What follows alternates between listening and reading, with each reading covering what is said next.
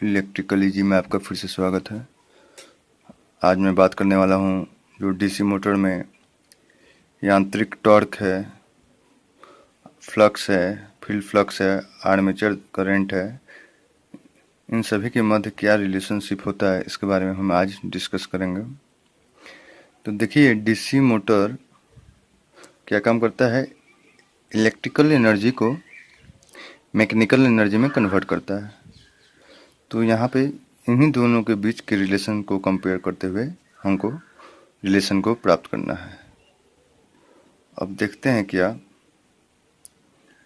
कि यहाँ पे ये जो है डीसी मोटर है जिसका शाफ्ट है जो कि बेलनाकार रूप में होता है, उसका रेडियस आर है और उसमें पुल्ली लगा हुआ है।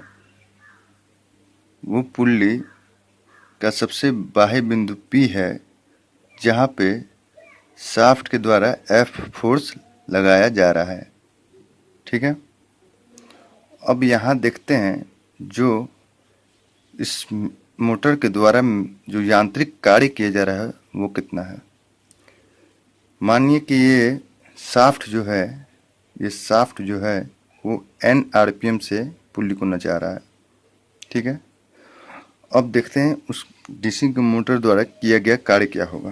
तो देखिए, मोटर द्वारा किया गया कार्य जो होगा वो टॉर्क और कोणीय वेग का गति होगा। टॉर्क का फॉर्मूला क्या होता है, जो फोर्स P बिंदु में शाफ्ट के द्वारा लगाया जा रहा है उसको जब हम शाफ्ट के रेडियस से गुना करेंगे तो हमको टॉर्क प्राप्त होगा। ठीक है, और कोणीय वेग जो होगा वो जब हम शाफ्ट के रोटेशन को आरपीएम को 2 पाई से मल्टीप्लाई करेंगे तो कोणीय वेग प्राप्त होगा।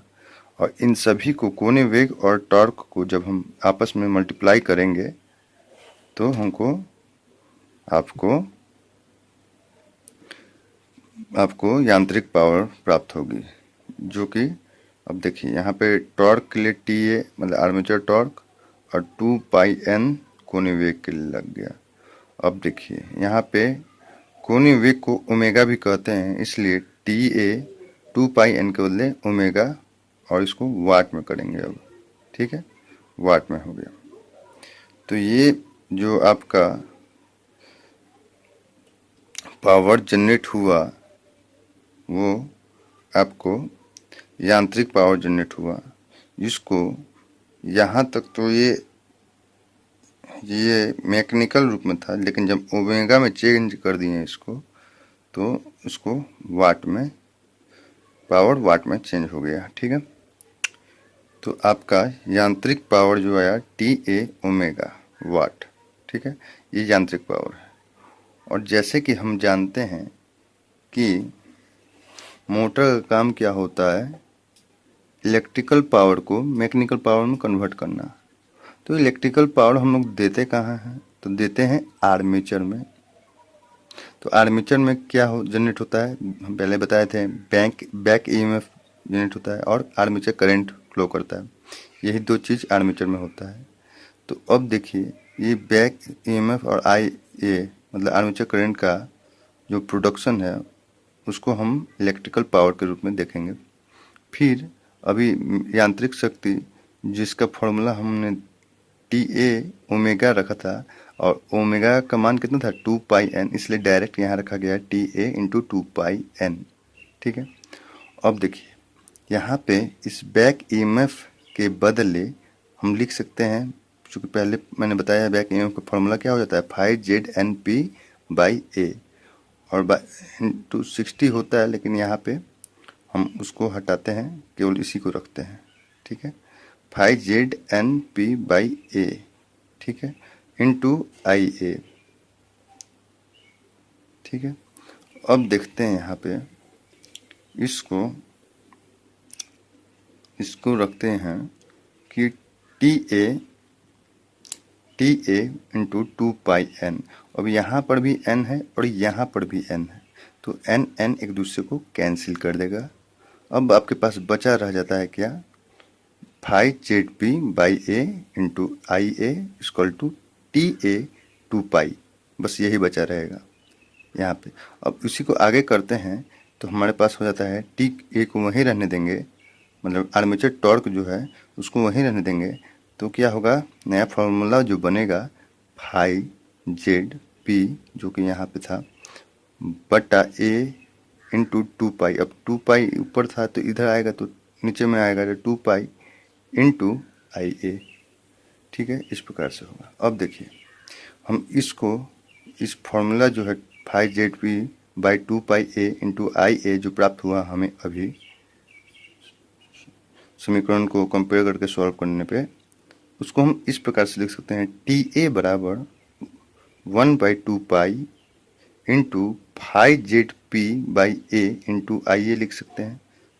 इसके बदले, इस फॉर्मूले के बदले हम इसको इस तरह लिख सकते हैं तोड़ के।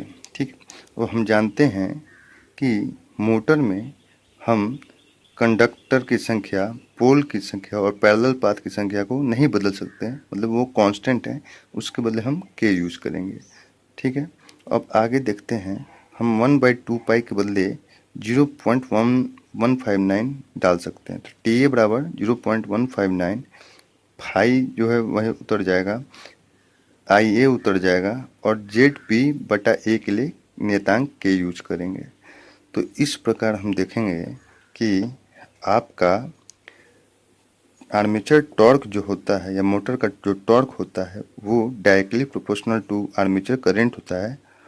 उसी प्रकार फिर से आपको जो आर्मेचर का टॉर्क होता है वो directly proportional to field flux होता है, और एक तरह से कहें तो आर्मेचर का टॉर्क जो है वो आर्मेचर करंट और फील्ड फ्लक्स दोनों के समानुपाती होता है।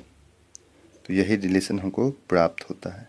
तो ये इस प्रकार से हम लोग देखते हैं क्या, कि जब हम मोटर के काम को हम कंपेयर करते हैं तो हमको इस प्रकार से रिलेशन जो हमको प्राप्त हो जाता है। करना क्या था, तो फिर से मैं बता दे रहा हूँ कि इसमें करना ये था कि हमको पहले यांत्रिक शक्ति जो मोटर द्वारा उत्पन्न किया गया वो प्राप्त करना था। वो कैसे प्राप्त किया, तो वो प्राप्त किया टॉर्क और कोणीय वेग को मल्टीप्लाई करके।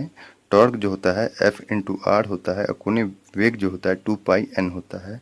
तो इस प्रकार पावर जो आपका डेवलप हुआ था यांत्रिक पावर, तो वो हो गया था टी ए 2 पाई n। ठीक है, और उसी तरह 2 पाई n के बदले ओमेगा रखा गया था, ठीक है, कोणीय वेग के बदले, तो टी ए ओमेगा वाट। अब उसी को फिर से आगे कंपेयर कर दिया गया। मोटर का काम क्या होता है, इलेक्ट्रिकल पावर को मैकेनिकल पावर में कन्वर्ट करना। तो आर्मेचर को विद्युत शक्ति प्राप्त हो रही है किस रूप में, बैक ईएमएफ में और आर्मेचर करंट के तौर पे। ठीक है, यांत्रिक का जिस तरह फॉर्मूला प्राप्त किया टी ए 2 पाई n। तो अब इस दोनों के बीच कंपेयर कराते हैं तो इस प्रकार से आपका सॉल्यूशन होते हुए हमको क्या रिलेशन मिल जाता है, T A equal to 0.159 phi I A into K, और इस प्रकार से आपको ये रिलेशन हमें प्राप्त होता है टॉर्क का आर्मेचर करंट के साथ, फील्ड फ्लक्स के साथ, और बाकी जो भी रिलेशन था वो तो नियतांक थे, इसलिए उसको हम लोग कंसिडर नहीं कर सकते। मतलब कंट्रोल किससे किया जा सकता है, आर्मेचर करंट से और फील्ड फ्लक्स से। तो इस प्रकार से आपका टॉर्क, फ्लक्स एवं आर्मेचर धारा के मध्य संबंध प्राप्त किया गया। आप लोगों को ये वीडियो समझ में आया होगा। आप लोगों का बहुत बहुत धन्यवाद।